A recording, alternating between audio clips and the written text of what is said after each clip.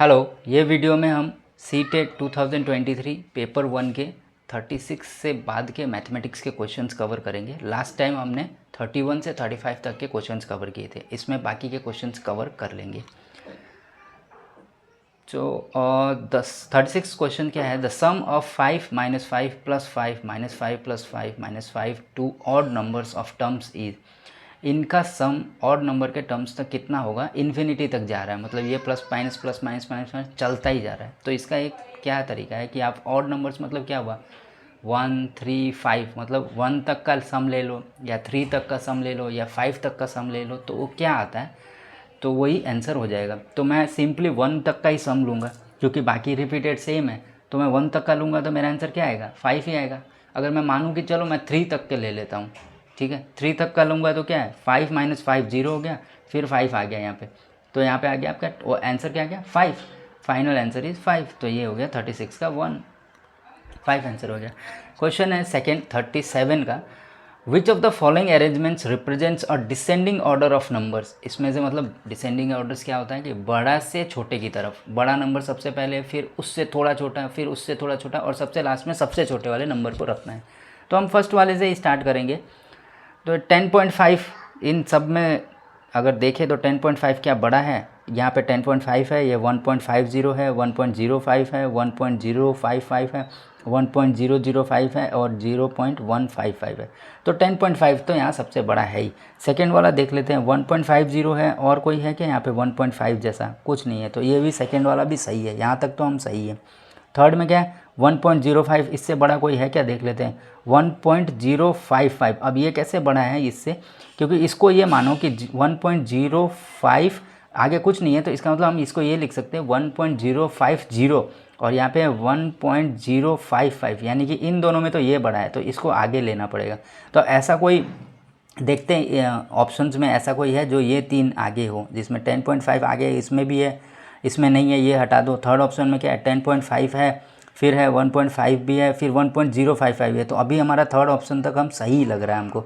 और यहाँ पे देखोगे तो फोर्थ ऑप्शन में क्या है 1.05 आ गया, तो ये तो गलत है ही। तो हम थर्ड वाला ऑप्शन ही हमारे पास एक सही बचता है, बाकी के हम चेक नहीं करेंगे क्योंकि हमको ऑलरेडी आंसर आ गया। लेकिन ये तो एग्ज़ाम पॉइंट ऑफ व्यू से हुआ। अभी आपको अगर रियल में सारा ही निकाल के ही लिखना है तो क्या करोगे, नेक्स्ट नंबर है 1.05, अब बाकी के जो नंबर है उसमें से ये बड़ा है क्या देख लेते हैं 1.05, ये है 1.00, तो ये डेफिनेटली इन दोनों में तो ये बड़ा है ही। तो आगे देखते हैं 0.155, 0.1, ये सीधा ही 0 आ गया यहाँ पे। तो स्टार्टिंग में 0 मतलब ये तो सबसे छोटा हुआ, तो ये तो लास्ट में रहेगा, और ये दोनों हमने चेक कर लिया सही है, तो यानी कि थर्ड आंसर तो हमारा डेफिनेटली सही है। और कैसे निकालना है ये भी आपको पता चल गया। 38 नंबर है 100 lakh is also known as, 100 lakh मतलब कितना होता है। अब देखते हैं ऑप्शन से पता चलेगा कि क्या पूछना चाह रहा है। तो इसमें हो गया आपका 1 मिलियन, 1 मिलियन मतलब 10 लाख होता है, ठीक है, तो ये तो गया। 1 करोड़, 1 करोड़ मतलब 100 लाख होता है, यहाँ पे भी 100 लाख बोला है, 1 करोड़ 100 लाख, तो ये हमारा आंसर आ गया। तो 2 वाला आंसर हमारा सही हो गया। 10 करोड़ तो होगा नहीं क्योंकि 1 करोड़ ही आंसर है। 10 करोड़ मतलब कि 1000 लाख होता है, तो 10 करोड़ होता है, तो ये भी नहीं है। 1 बिलियन मतलब क्या होता है 10 करोड़, 10 करोड़ को ही 1 बिलियन बोलते हैं, तो ये भी आंसर नहीं होगा। तो आपका ये आंसर आ गया, ठीक है। अब आता है a whole number is added to 100 and the same number is subtracted from 100, find the sum of the two resulting number so obtained is. देखो कोई भी नंबर को आपको, इसमें क्वेश्चन का मतलब क्या है, एक नंबर को 100 में ऐड करना है, तो मैं सबसे छोटा नंबर ले लूँगा ताकि मेरी एडिशन ईजी हो जाए। तो मैंने 1 ऐड कर दिया, 100 1 हो गया, ठीक है। और फिर बोला the same number is subtracted from 100, यानी कि जो 1 मैंने ऐड किया था वैसा वही नंबर मुझे 100 में से माइनस भी करना है। तो 100 में से माइनस करने में क्या बचेगा 99। पहले मेरा जोड़ा तो क्या हुआ 101 आया, जब जोड़ा मैंने तब आया 101, 101, और जब माइनस किया 100 को तो 99 आया, ठीक है। फिर ये क्या बोल रहा है question, the sum of the two resulting number so obtained is. अब इन दोनों का सम क्या होगा, तो ये 99 का ये हो गया 101 और 99 में जोड़ो तो 200 आएगा आंसर आएगा 200। ऑप्शन में देख लेते हैं, थर्ड वाला ऑप्शन हो गया करेक्ट, बस। अब आते हैं क्वेश्चन नंबर 40। क्वेश्चन है which of the following is not a factor of 3630। इनमें से फैक्टर का मतलब क्या होता है कि ये इसको डिवाइड कर दे, वो नंबर जो इसको डिवाइड करे वो उसका फैक्टर होता है। और यहाँ पे नॉट अ फैक्टर मतलब इनमें से कौन सा नंबर है जो इसको नहीं डिवाइड करेगा, यानी कि बाकी के 3 नंबर तो डिवाइड करेंगे ही, तो सबसे छोटा वाला मैं देख रहा हूँ 3 क्या इसको डिवाइड करेगा। 3 से डिवाइड करने का नियम क्या है कि इन सब का सम भी 3 से डिवाइड होना चाहिए। तो मैं अब 3 और 6 को सम करूँ तो 9, 9 और 3 को सम करूँ तो 12, 12 प्लस 0 12। 12 क्या 3 से डिवाइड होता है? हाँ होता है। तो यानी कि ये तो 3 से डिवाइड हो रहा है, तो ये तो ऑप्शन नहीं हुआ। फिर आप 5 वाले को देख लो, लास्ट में जब भी 0 और 5 आए ना, किसी भी नंबर कितना भी बड़ा नंबर हो, लास्ट में अगर 0 और 5 आ रहा है तो वो 5 से डिवाइड होगा ही होगा। तो 2 ऑप्शन तो हमारे ऐसे ही माइनस हो गए। अब तीसरा 11 है, 9 है, 9 से देख लेते। 9 इसको 9 से डिवाइड करोगे ना, क्योंकि छोटा ही नंबर है तो आप फटाफट डिवाइड भी कर सकते हो, डिविजिबिलिटी रूल लगाओगे तो लंबा पड़ेगा आपको। तो इसमें 9 4 जा 36 हो गया, डिवाइड हो रहा है। फिर बचता है 30, तो 9 0 0, फिर 30, 9 तो 30 से डिवाइड ही नहीं होगा, 30 तो 9 से डिवाइड ही नहीं होगा। तो यानी कि ये पूरा नंबर 9 से तो डिवाइड नहीं होगा, तो इसलिए ये कैंसिल आउट हो गया। यानी कि आंसर आपका आ गया 9। अब 11 का हम चेक नहीं करेंगे क्योंकि हमको यही आंसर मिल गया। लेकिन अब समझना है आपको 11 का डिविजिबिलिटी रूल क्या है। तो आपको 11 का डिविजिबिलिटी रूल है कि ऑड नंबर, ऑड प्लेस के डिजिट्स प्लस इवन प्लेस के डिजिट्स का सम को माइनस करोगे ना, तो अगर वो 0 आए या फिर 11 से डिविजिबल होने जैसा नंबर आए तो वो 11 से डिविजिबल होगा। जैसे कि यहाँ पे ऑड नंबर पे, यानी कि फर्स्ट नंबर पे नंबर क्या है 3 है, फिर उसके बाद दूसरा ऑड नंबर पे क्या है 3 है। ऑड नंबर में नहीं, 3 तो ऑड नंबर है, वो नहीं देख रहा हूँ। Digit at first place, digit at first place मतलब digit at odd place. First मतलब ऑड होता है, उसके बाद थर्ड वाला ऑड होता है, उसके बाद 5 वाला, फिर 7 वाला। यहाँ पे तो है नहीं, तो फर्स्ट वाला 3 है प्लस ऑड, दूसरा ऑड डिजिट कौन सा है 1 2 3 ये वाला। तो 3 और 3 कितना हुआ 6 हो गया, आगे कुछ है नहीं तो 6 हो गया अभी ऑड नंबर के सम का। तो मैं ऑड का सम 6 लिख देता हूँ यहाँ पे आपको, ये 6 हो गया। देन और इवन वाला देखो, इवन प्लेसेस पे कौन सा है 6 है, उसके बाद 0 है, 6 प्लस 6 0, 6 प्लस 6 6 हो गया। अब इन दोनों का सब्ट्रैक्ट करोगे तो 0 आ रहा है। तो मैंने क्या बोला था 11 से डिविजिबल होने के लिए सब्ट्रैक्शन, अगर इनका सम हो के सब्ट्रैक्शन 0 आ जाए, जैसे कि यहाँ पे आया है, तो 11 से डिविजिबल होता है। अगर ये 0 नहीं आता और 11 या फिर 11 से डिविजिबल वाला कोई और नंबर आता तो 11 ही आंसर होता कि 11 से ये डिविजिबल हो जाता। तो यहाँ पे 9 से ये डिविजिबल नहीं हो रहा है, तो पहले हमको आंसर मिल गया कि 9 से नहीं हो रहा। वैसे भी देख लिया हमने 11 से तो हो ही रहा है डिविजिबल। तो आगे बढ़ते हैं। क्वेश्चन नंबर 41 है, which of the following statement is not true? A parallelogram becomes a rectangle if all its angles are equal. पहले तो क्वेश्चन क्या बोल रहा है, ये 4 स्टेटमेंट्स दिए हुए, इसमें से कौन सा सही नहीं है। इसका मतलब 3 तो सही ही मिलेंगे हमको, एक जो सही नहीं है वो आइडेंटिफाई करना है। तो फर्स्ट से स्टार्ट करना पड़ेगा। A parallelogram becomes a rectangle if all its angles are equal. ऐसा बोल रहा है कि एक पैरेललोग्राम दिया हुआ है आपको, अगर एक पैरेललोग्राम दिया हुआ है तो उसके अगर सारे एंगल्स मैं इक्वल कर दूं तो क्या वो रेक्टेंगल बन जाएगा? अगर रेक्टेंगल बन जाएगा तो ये सही है, नहीं होगा तो ये गलत है। तो स्टेटमेंट को देख लेते हैं। अब पैरेललोग्राम और रेक्टेंगल में डिफरेंस क्या होता है? पैरेललोग्राम में अपोजिट साइड्स इक्वल और पैरेलल होती है, इसमें भी रेक्टेंगल में भी इक्वल होती है और पैरेलल होती है। यहाँ तक तो सेम है। अब एंगल्स क्या होते हैं रेक्टेंगल के? सब एंगल्स बराबर होते हैं और 90 डिग्री होते हैं। तो यहाँ पे भी बोले कि अगर सब एंगल्स बराबर हो जाए तो, अब पैरेललोग्राम में सिर्फ अपोजिट एंगल्स ही बराबर होते हैं। अब यहाँ पे अगर सब को बराबर करना है तो क्या करना पड़ेगा?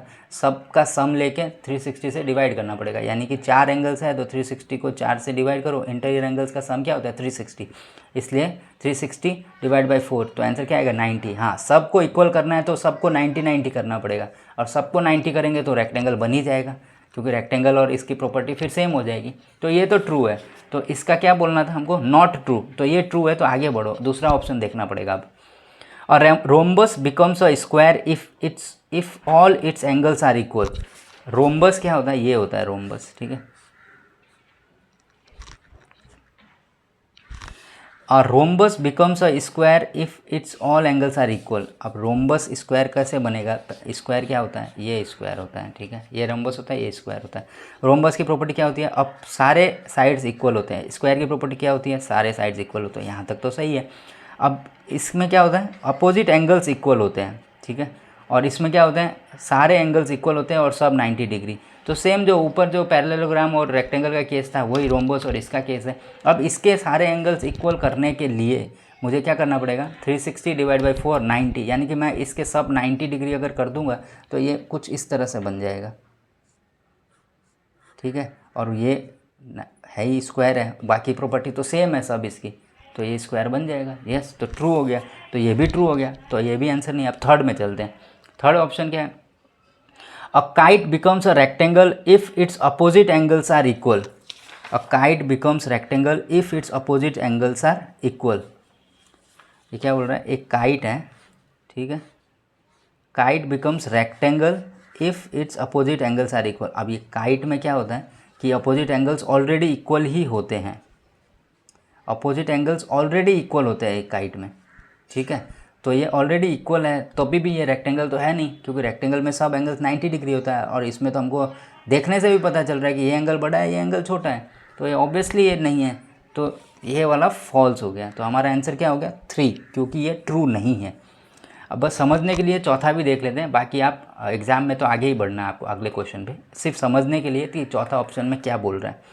और rectangle becomes a square if its all sides are equal. Rectangle और स्क्वायर में डिफरेंस क्या है पहले तो वो आइडेंटिफाई कर लेते हैं। ये एक रेक्टेंगल है, लंबा सा होता है, स्क्वायर में सब साइड्स इक्वल होती है, इसमें सब 90 डिग्री होता है, इसमें भी सब 90 डिग्री होता है। तो डिफरेंस क्या आ रहा है, सिर्फ साइज़ का। अगर बोल रहे हैं इस रेक्टेंगल को मैं अगर साइज बराबर कर दूं, मतलब ये सारी साइड्स को बराबर कर दूं, इसको हटा दूं, इसको इतना छोटा कर दूं, क्या ये स्क्वायर बन जाएगा? हाँ, ट्रू, स्क्वायर बन जाएगा, क्योंकि बाकी सारी प्रॉपर्टी सेम है, तो ये भी ट्रू आ गया। तो अपना आंसर 3 है ही, पहले ही पता चल गया। बस ये देखने के लिए हमने कि फाइनल आगे आप एग्ज़ाम में कैसे करोगे उसके लिए हमने देखा ये क्वेश्चन। फिर आता 42, what is the missing number in the pattern given below. एक पैटर्न दिया हुआ है, उसमें से कौन सा मिसिंग नंबर है, यानी कि पैटर्न के हिसाब से यहाँ पे क्या नंबर आना चाहिए वो आइडेंटिफाई करना है आपको। तो इसमें कोई स्ट्रेट फॉरवर्ड फार्मूला भी नहीं लगेगा आपको कि कोई फार्मूला बता दूँ मैं, तो इसमें देखना ही पड़ेगा आपको कर करके कि ये 1 है, ये 6 है, 15 है, इसमें प्लस माइनस करो, कुछ प्लस माइनस करने से सेम हो रहा है। इसमें मैं 5 ऐड कर रहा हूँ तो 6 हो रहा है, फिर मैं इसमें 9 ऐड कर रहा हूँ तो 15 हो रहा है, तो 5 के बाद सीधा 9 ऐड हुआ। देखो 1 और 5 के बीच का डिफरेंस क्या है, 4 है, ठीक है, और 5 और 9 के डिफरेंस का बीच का डिफरेंस भी 4 है। तो अगर मैं 4 का डिफरेंस लूँ, मतलब 9 और 4 को क्या 13 लूँ, 13 में 15 जोड़ूँ तो कितना आ रहा है, 28। तो एक लॉजिक से तो मेरा 28 आंसर सही आ रहा है, लेकिन आगे भी देख लेते हैं। तो अभी क्या मैंने लिया था, 9 और 4 13, 13 और 4 17। अगर मैं 17 को ऐड करूं, मेरे हिसाब से आंसर में क्या निकाला था 28, 28 में अगर मैं 17 ऐड करूं तो ये 5 आएगा, ये 1 आएगा, और ये क्या आएगा 4, 45। अगला 45 है क्या, हाँ, तो मेरा लॉजिक यहाँ तो सेट बैठ रहा है, तो मैं ये लगा सकता हूँ कि ठीक है, हो गया, डी का आंसर आ गया मेरे को, आंसर सेट बैठ रहा है ये वाला। और इसका एक दूसरा तरीका क्या है कि आप इसको 2 इंटू 3 भी कह सकते हो 6 को, फिर 15 को क्या कह सकते हो 3 इंटू 5, यानी कि एक एक बढ़ाओ पहले डिजिट का और 2 बढ़ाओ बाद के डिजिट का। एक एक देखो 6 को क्या लिख सकता हूँ मैं 2 इंटू 3, फिर 15 आता है, 15 को क्या मैं लिख सकता हूँ 3 इंटू 5, फिर डैश डैश डैश, इसको छोड़ देते हैं, कुछ नहीं पता हमको। 45 को मैं क्या लिख सकता हूँ, मान लो यहाँ पे मैंने अगर ये 4 बनाया होता और इसको 2 बढ़ा के 7 बनाया होता तो ये क्या बन जाता, ये 5 और ये 9, 9 5 जो 45 होता है। हाँ, तो ये लॉजिक से भी मेरा 28 आ रहा है, तो मैंने 2 लॉजिक से देखा, दोनों लॉजिक से मेरा आंसर 28 आ रहा है, तो अब तो मैं कन्फर्म ही हूँ कि ये आंसर यही होगा। चलो आगे बढ़ते हैं। 43 number, read the following table, blood group A ये दिया हुआ है, नंबर ऑफ स्टूडेंट्स ये दिए हुए हैं, what is the ratio of the most common and the rarest. Most common मतलब क्या होता है, जो सबसे ज़्यादा आया, कॉमन मतलब क्या होता है, जो हर जगह हर टाइम पे मिल जाए, यानी कि सबसे ज़्यादा जिन लोगों का ब्लड ग्रुप है वो कॉमन हो गया, तो सबसे ज़्यादा किसका है, ओ का, यानी कि 12 सबसे ज़्यादा है, तो 12 लिख लो यहाँ पे। फिर क्योंकि रेशियो निकालना है तो डिवाइड ही करेंगे हम। और रेयरेस्ट मतलब बहुत मुश्किल से मिले, यानी कि ऐसे स्टूडेंट जिनका बहुत ही कम, ऐसे स्टूडेंट्स जो कि एक ब्लड ग्रुप में कम से कम हो, यानी कि देखो ए में 9 है, बी में ये है, तो सबसे कम वाला कौन है, ए बी, यानी कि 3। सबसे रेयरेस्ट कौन है, 3, तो इनका रेशियो क्या हो गया 4:1। देख लो 4:1 ऑप्शन में है क्या, है 2, तो 43 का आंसर हो गया 2। अब आता है आपका question number 44। Which of the following groups have all 3 dimensional shapes. 3 dimensional shapes मतलब क्या होते हैं, जो रियल में मतलब ऐसे हाथ में पकड़ सके हम। अब 2 डायमेंशनल शेप क्या होता है, ये जो मैंने बनाया ना ये 2 डायमेंशनल। अब इसको आप हाथ में कैसे पकड़ोगे, ये तो कोई ऐसा डब्बा जैसा तो बना नहीं, ये कोई डब्बा तो है नहीं, ये तो स्क्वायर ऐसे बना के दिखा दिया। अब ये 2 डायमेंशनल में मतलब ये ऐसे 2 डायमेंशन में ही बन पाया, ये पेपर पे बन पाया ना, ये 2 डायमेंशनल। और 3 डायमेंशनल क्या होता है, जो रियल में मैं पकड़ सकूँ। देखिए ये एक पेन मैंने पकड़ा हुआ है, ये एक 3 डायमेंशनल है, ठीक है। आप रिमोट पकड़ते हैं वो भी एक 3 डायमेंशनल है।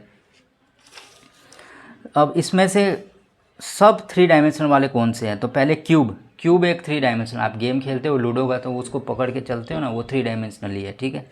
क्यूबॉइड, क्यूबॉइड यानी कि आपका एक डस्टर जैसा होता है, या फिर आप डस्टर को मान लो क्यूबॉइड, या फिर रिमोट्स को मान लो, रिमोट्स भी क्यूबॉइडिकल शेप ही होता है, तो उसको आप पकड़ सकते हो, तो वो भी 3 डायमेंशनल। स्फेयर, स्फेयर मतलब बॉल्स, बॉल जो होती है ना वो स्फेयरिकल होती है, तो बॉल को तो हम पकड़ के खेल सकते हैं, तो वो भी 3 डायमेंशनल हो गया। और सिलेंडर, सिलेंडर मतलब वो जैसे आपके घर पे गैस सिलेंडर है, उसको भी हम सिलेंडर ही इसीलिए सिलेंडर बोलते हैं, क्योंकि वो उसमें गैस भरी होती है तो इसलिए गैस सिलेंडर बोलते हैं। वो सिलेंड्रिकल शेप है, सिलेंड्रिकल शेप मतलब ऐसा होता है। डायग्राम बना के दिखाता हूँ, इस तरीके से होता है। इसको मैंने पेपर पे बना के दिखाया है ये सिर्फ, लेकिन ये ऐसे जो गोल पार्ट है ना, इसको आप ध्यान से सोचोगे, इमेजिन करोगे तो ये इस तरीके से कुछ होगा। ये एक सिलेंडर है, आपको ये पेन का ढक्कन दिख रहा है, ये एक सिलेंडर है, दिख रहा है। ये ऊपर से गोल है, नीचे से गोल है, बीच में ऐसे पूरा कर्व्ड है, तो यही डायग्राम मैंने बनाने की यहाँ कोशिश की है। तो ये सिलेंडर भी 3 डायमेंशनल होता है। तो ये ऑप्शन तो नहीं है आपका, फर्स्ट वाला तो आंसर नहीं है, नहीं फर्स्ट वाला ही आंसर है, क्योंकि ऑल आर 3 डायमेंशनल। तो हाँ ये ट्रू हो गया। अब एग्जाम पॉइंट ऑफ व्यू से तो आप अगले क्वेश्चन में जा सकते हो 45, लेकिन क्योंकि हम यहाँ पे समझ रहे हैं बाकी के ऑप्शन भी देख लेते हैं। क्यूब, क्यूब तो ठीक है 3 डायमेंशनल है, लूडो वाला हो गया। क्यूबॉइड भी आपका 3 डायमेंशनल है, डस्टर मान लो एक प्रकार से। सर्कल नहीं है, सर्कल तो यहाँ पे आपको यहीं पे बना सकता हूँ मैं, सिर्फ ये सर्कल यही बन सकता है। अब ऐसा सर्कल का कोई शेप की चीज़ होगी तो वो 3 डायमेंशनल में नहीं है, सिर्फ एक सर्कल 3 डायमेंशनल नहीं है। ट्रायंगल भी 3 डायमेंशनल नहीं है। फिर आता है क्वेश्चन आपका नेक्स्ट ऑप्शन है क्यूब, ठीक है 3 डायमेंशनल है। क्यूबॉइड भी 3 डायमेंशनल है। सेमी सर्कल, सर्कल ही नहीं है तो सेमी सर्कल भी नहीं है 3 डायमेंशनल, तो ये भी हो गया ख़त्म। कौन 3 डायमेंशनल है, फोर्थ है क्यूब, क्यूबॉइड, सर्कल, फिर से सर्कल का ऑप्शन आ गया, तो ये भी नहीं है। तो ये 3 ऑप्शन तो वैसे भी नहीं है, और फोर्थ ऑप्शन हमने पहला वाला ऑप्शन हमने देखा था, वही हमारा राइट आंसर है।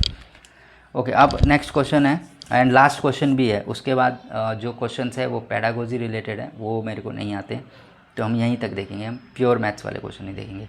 तो बोल रहे हैं Amini is arranging 36 identical squares in the form of rectangles, ठीक है। उसके बाद 36 आइडेंटिकल स्क्वायर्स है, मान लो कि ऐसे कुछ, अगर ये पेपर में बनाऊँ तो मान लो एक स्क्वायर है, 2 स्क्वायर है, 3 ऐसे करके उसके पास 36 स्क्वायर्स है, ठीक है। How many different types of rectangles can see make with these squares. How many different types of rectangles can see make with these squares, कितने वो रेक्टेंगल्स बना सकती है इनको जोड़ जोड़ के। ये क्वेश्चन है कि कितने रेक्टेंगल्स ऐसे जोड़ जोड़ के बन सकते हैं। तो पहला तो मान लो कि एक ही लाइन में मैं लिखूँ, ये एक एक एक एक बॉक्स ऐसे लाइन बाय लिख दूँ, तो एक बॉक्स इंटू 36 बॉक्स को, तो ये भी एक रेक्टेंगल हुआ। ये बड़ा ऐसे जोड़ेंगे तो रेक्टेंगल हुआ। अब दूसरा ऑप्शन क्या है कि मैं 2 बॉक्स को जोड़ूँ, यहाँ पे और यहाँ पे 2 बॉक्स को जोड़ूँ, ऐसे ऐसे जोड़ते जाऊँ। ब्लॉक्स का गेम आपने अगर खेला होगा तो ब्लॉक्स ऐसे बनाते हैं ना, तो ये वाला ऑप्शन हुआ। तो इसमें क्या हो 2 इंटू 18, ठीक है, ये भी बन सकता है, एक रेक्टेंगल बन गया ये भी, इसको ऐसे घेरोगे तो रेक्टेंगल बन गया।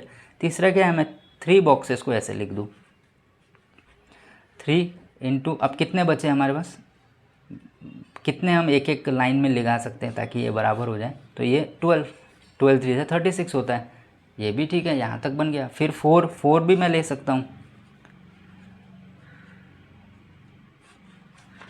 4 इंटू 9 36, फिर 6 इंटू 6 भी हो जाएगा, 6 बाई 6 भी 36 है। फिर 7 इंटू समथिंग 36 नहीं होता, 8 इंटू समथिंग 36 नहीं होता, फिर 9 इंटू 4 भी 36 होता है। लेकिन 4 इंटू 9 और 9 इंटू 4 तो सेम ही हो गया ना, आइडेंटिकल नहीं हुआ।